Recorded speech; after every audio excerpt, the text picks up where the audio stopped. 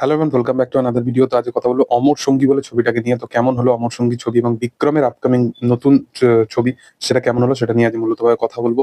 তো প্রথমত বিক্রমের প্রিভিয়াস যেরকম রেকর্ড এবং লাস্ট 2 বছর ধরে তার যেরকম যেরকম কাজ এসছে, আমার বিক্রমের প্রতি একটা ভরসা এসে গেছে যে এই মানুষটা যখনই ছবি আনবে সে কিন্তু ভালো কিছুই নিয়ে আসবে। এবং এই কাজটারও যখন প্রোমো থেকে শুরু করে টিজার ট্রেলার এগুলো দেখেছিলাম, খুবই প্রমিসিং লেগেছিল। এবং বাংলায় এরকম এক্সপেরিমেন্টাল কাজ এবং একটা হরর কমেডি জনার সেই জিনিসের ওপর ছবি, তো সেইগুলোর প্রতি ছবিটার জন্য একটা বিশাল লেভেলে কিন্তু একটা এক্সাইটমেন্ট করিয়েছিল। সেই কারণবশতই ছবিটা আর কি দেখা। কিন্তু মূলত ভাবে সেই জিনিসটা কি প্রেজেন্ট করতে পারলো পরিচালক ঠিকঠাক ভাবে, সেটাই হচ্ছে নিয়ে আজ কথা বলবো।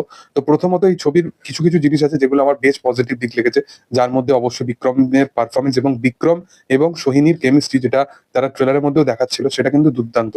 এবং বিক্রম সোহিনীর পারফরমেন্স থেকে শুরু করে তাদের কেমিস্ট্রি এবং সোহিনীর যে প্রেজেন্সটা ছবির মধ্যে জুড়ে, সেগুলো খুব ভালো।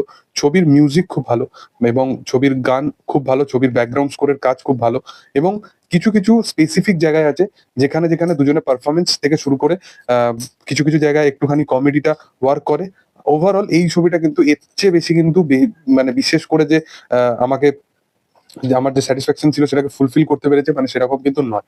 ছবি হিসাবে যদি কথা বলে দেখি, কারণ বিক্রম যে লেভেলে তার লাস্ট প্রিভিয়াস যে 2-3টে কাজ দেখেছিলাম, সেগুলো অনুযায়ী কিন্তু এই জিনিসটা প্রপার ভাবে ডেলিভার করতে পারেনি। আর একটা যেটা আমার খুব পজিটিভ লেগেছে সেটা হচ্ছে যে এই ছবিতে কিন্তু বেশ কিছু ক্যামিওস আছে।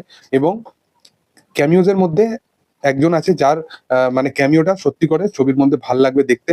এবং সেটাকে প্রপার ভাবে এক্সিকিউট করা হয়নি, কিন্তু সেটা যতক্ষণ সে স্ক্রিনে থাকবে সেই জিনিসটা কিন্তু দেখতে দুর্দান্ত লাগবে। ওভারঅল এই ছবিটা এর চেয়ে বেশি কিন্তু আমার কাছে এই ছবিটা মূলত এর চেয়ে বেশি কিন্তু আমার কাছে সেরকম লেভেলে কিন্তু কোনো রকম পজিটিভ পয়েন্ট নেই। এবার যদি ছবির নেগেটিভ পয়েন্টে আসি, এই ছবিতে যেরকম ভাবে ক্যামিওস গুলোকে প্রেজেন্ট করা আছে তার মধ্যে মূলত একজনের ক্যামিও ভালো, কিন্তু বাদ বাকি ক্যামিও গুলো শুধুমাত্র কখন আসে কখন যায় সেগুলো কিন্তু কোনো ম্যাটার করে না।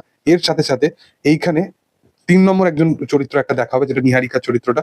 সেই চরিত্রটাকেও এখানে জাস্ট ইউজ করা হয়েছে, সেই ক্যারেক্টারটার কোনো প্রেজেন্সই নেই এখানের মধ্যে। তাকে যেভাবে ইউজ করা হয়েছে সেটা খুবই ক্রিঞ্জ লাগে দেখতে। প্লাস এখানে একটা পার্টিকুলার সিকোয়েন্স থেকে আরেকটা পার্টিকুলার সিকোয়েন্সে যেরকম জাম্প নেয়, সেগুলো মানে মানে এগুলো কোথাও গিয়ে সেই কাহিনীটার সাথে বা সেই স্টোরি লাইনের সাথে, বা কেন এই কারণগুলো হচ্ছে, কেন এই জিনিসগুলো হচ্ছে, এন্ডিংটা কিভাবে হবে, এগুলো কিন্তু পুরো থ্রু আউট সিনেমা জুড়ে আমাদেরকে একটা কোশ্চেনের মধ্যে রেখে দেয়। কিন্তু এন্ডে গিয়ে এমনই একটা ক্লাইম্যাক্সটা শেষ হয় যেগুলো মনে হয় যে এই ছবিটা অ্যাটলিস্ট একটুখানি ছোট হওয়া উচিত ছিল। সিনেমার ডিউরেশনটা বড্ড বেশি লাগে, ছবির সেকেন্ড হাফটা বড্ড স্লো, এবং ছবির সেকেন্ড হাফে সবকিছু জিনিস খুবই ইলজিক্যাল ভাবে হয়। ছবির স্ক্রিন প্লে থেকে শুরু করে ছবির যে চিত্রনাট্য, প্রত্যেকটা জিনিস প্রপার ভাবে ডিসক্লোজ করা হয়নি। খুব একটার পর একটা যেরকম ভাবে তারা এক্সপেরিমেন্ট করার অ্যাকচুয়ালি প্রচেষ্টা করেছিল, সেই এক্সপেরিমেন্টটাকে প্রপার ভাবে কিন্তু এক্সিকিউট করতে পারেনি এখানে পরিচালক। একটা পার্টিকুলার সিন দেখাচ্ছে, এখানে একজনের মৃত্যু হয়ে যাচ্ছে, তারপরে হঠাৎ করে তার যে ফ্যামিলির যে ইমোশনাল অ্যাঙ্গেলটা, সেটা কোথাও গিয়ে আর দেখানো হচ্ছে না। তো অথচ সিনেমাটা এত কিছু না দেখিয়েও সিনেমার ডিউরেশন টাইম 2.5 ঘন্টা।